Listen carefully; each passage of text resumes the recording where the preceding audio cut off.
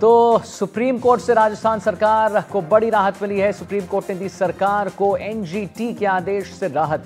राजस्थान में जारी रहेगा खनन कार्य। 23,000 खनन पट्टों को बंद करने का निर्देश था। सुप्रीम कोर्ट ने अनुपालन के लिए समय बढ़ा दिया। खनन कार्यों को जारी रखने की अनुमति दी। मामले की अगली सुनवाई 12 नवंबर को होगी और खदान बंद होने से 15 लाख नौकरियों पर एक संकट मंडरा रहा था। राजस्थान सरकार ने सुप्रीम कोर्ट में लगाई थी याचिका।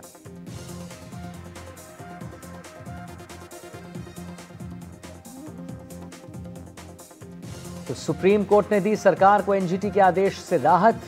राजस्थान में जारी रहेगा खनन कार्य और 23,000 खनन पट्टों को बंद करने का निर्देश भी दिया गया था। सुप्रीम कोर्ट ने अनुपालन के लिए समय बढ़ा दिया है और हम आपको बता दें कि खनन कार्यों को जारी रखने की अनुमति दे दी गई।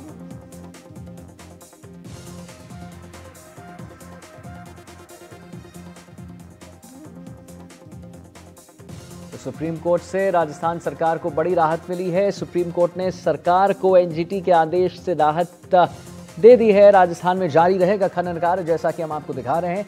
23,000 खनन पट्टों को बंद करने का भी निर्देश दिया गया था। सुप्रीम कोर्ट ने अनुपालन के लिए समय बढ़ा दिया है।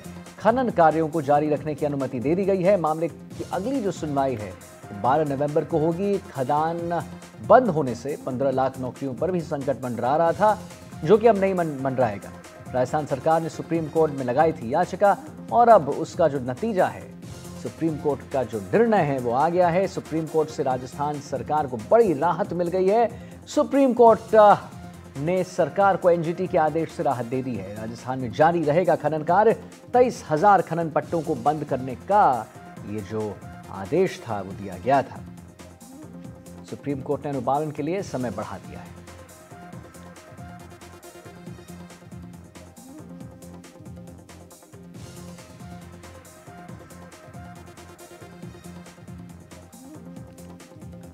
तो सुप्रीम कोर्ट से राजस्थान सरकार को बड़ी राहत मिली है, जैसा कि हम आपको बता रहे हैं।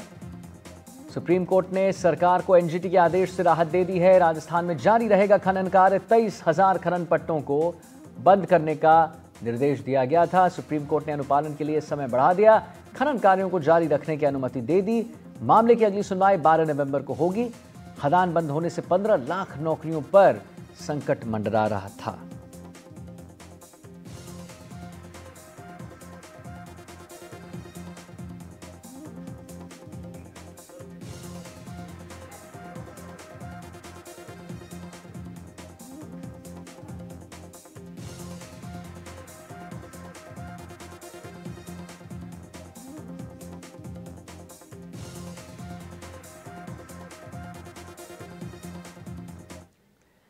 आशीष भार्गव हमारे सहयोगी जुड़ गए दिल्ली से और जानकारी दे रहे हैं। तो आशीष, एक बड़ा निर्णय सुप्रीम कोर्ट की तरफ से, जहां पर सुप्रीम कोर्ट ने सरकार को एनजीटी के आदेश से राहत दे दी है।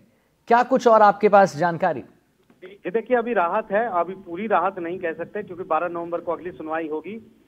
3 महीने का वक्त मांग रहे हैं, फरवरी तक राजस्थान सरकार के। हम लीज का जो पट्टा, जो माइनिंग की जो लीज है, उसको बढ़ाने के लिए कदम उठा रहे हैं। लेकिन एनजीटी का आदेश के मुताबिक कल, यानी जो कल बीत गया गुरुवार, वो लास्ट कट ऑफ डेट थी और अब उसको उनको बंद करने के आदेश थे।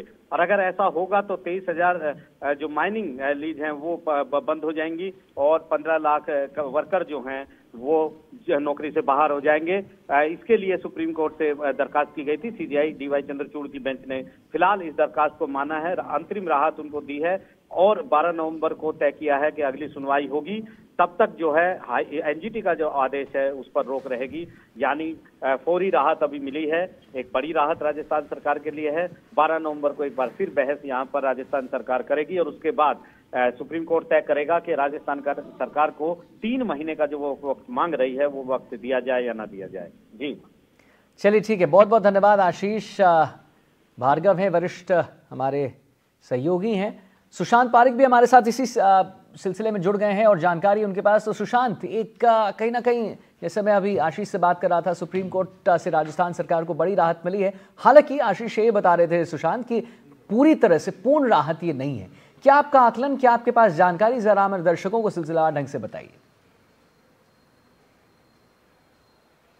देखिए, बिल्कुल ये फौरी राहत है, लेकिन अच्छी बात है, अच्छे संकेत हैं कि सुप्रीम कोर्ट ने सुनवाई शुरू की है और अगली तारीख भी दे दी। तो कुल मिलाकर राजस्थान सरकार की जो कोशिश है कि एक बार राहत मिले और जो गड़बड़ियां थी, जहां पे जिला स्तरीय जो कमेटियां हैं वहां से जो पर्यावरणीय अनुमतियां चाहिए उनको दूर किया जा सके, उन विसंगतियों को दूर किया जा सके, उन सारे प्रावधानों को मेंटेन किया जा सके, समय मिले। हालांकि 3 महीने का समय राजस्थान सरकार मांग रही है, लेकिन ये माना जा रहा है, जिस तरीके से अभी हमारी बात हुई शिव मंगल से, वो कॉन्फिडेंट थे इस बात को लेकर कि राजस्थान सरकार की ओर से जो पक्ष रखा गया है उसमें सुप्रीम कोर्ट जो है वो काफ़ी हद तक सहमत दिखाई दिया है और उन्हें अगली तारीख में जब सुनवाई होगी 12 नवंबर यानी 5 दिन बाद, तो तब वो एक बड़ी राहत की उम्मीद कर रहे हैं। और ये फैसला ऐसे समय पे आया है आदित्य, जब राजस्थान में अभी आज सुबह ही जो माइनिंग और पेट्रोलियम डिपार्टमेंट है उसको लेकर प्री समिट हुई है राइजिंग राजस्थान की, जिला स्तरीय समिट भी हुई है और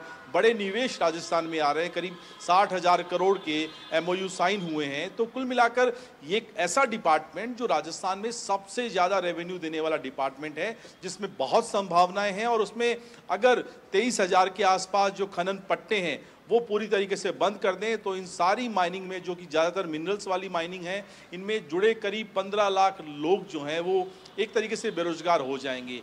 तो राजस्थान सरकार के लिए बड़ा चैलेंज था और यही कारण था कि मुख्यमंत्री भजनलाल शर्मा ने तुरंत जो है अधिवक्ताओं से बात की और मजबूत पैरवी के लिए जो टीम होनी चाहिए थी वो टीम दिल्ली की सुनवाई में आज मौजूद रही। और अब सरकार को उम्मीद है कि जो कुछ गड़बड़ियां, लापरवाहियां जो चूक हुई हैं उनको ठीक किया जाए और 12 तारीख को जो सुनवाई होगी सुप्रीम कोर्ट में, उस सुनवाई में राजस्थान सरकार को बड़ी राहत मिलेगी, इस तरह की उम्मीद जताई जा रही है।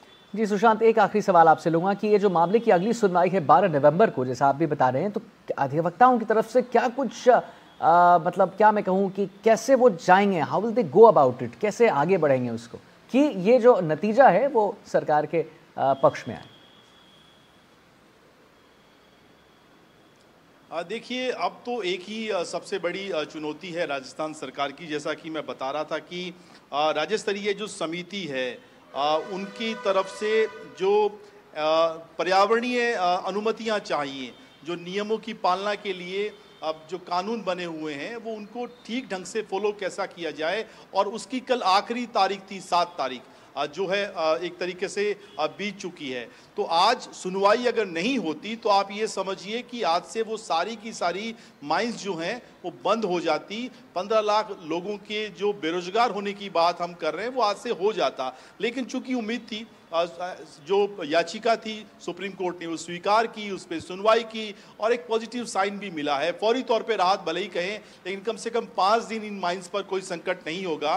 5 दिन ये सारी माइंस चलने वाली हैं और राजस्थान सरकार की जो माइनिंग डिपार्टमेंट के अधिकारी हैं, ब्यूरोक्रेट्स हैं, वो सारे कोशिश कर रहे हैं कि जहां लापरवाही हुई है, जहां पे अनुमतियां लेनी चाहिए थी, वो सारी चीज़ें ठीक की जाएं। और हालांकि एक लंबी प्रक्रिया है, 23,000 के आसपास माइनिंग जो इस माइन से जुड़ी हुई हैं, तो वो 3 महीने का समय चाह रहे हैं, लेकिन सुप्रीम कोर्ट जितना समय देता है उनको चीज़ों को ठीक करने के लिए, वो उसी समय अवधि में काम करना होगा। और ये फैसला कितना महत्वपूर्ण है आदित्य, आप समझिए, जब मैं बता रहा हूँ कि राइजिंग राजस्थान दिसंबर में हो रहा है और बड़ा रेवेन्यू राजस्थान का इन दोनों डिपार्टमेंट से आएगा, पेट्रोलियम और माइनिंग। और माइंस अगर 23,000 राजस्थान में छोटी बड़ी मिलाकर उन पर बंद होने का संकट जो है वो मंडराए, तो रेवेन्यू के लिहाज से, आर्थिक तंत्र के लिहाज से और रोजगार के लिहाज से कितनी बड़ी चुनौती भजनलाल सरकार के समक्ष जो है पेश आ सकती थी। लेकिन सुप्रीम कोर्ट में जब आपकी याचिका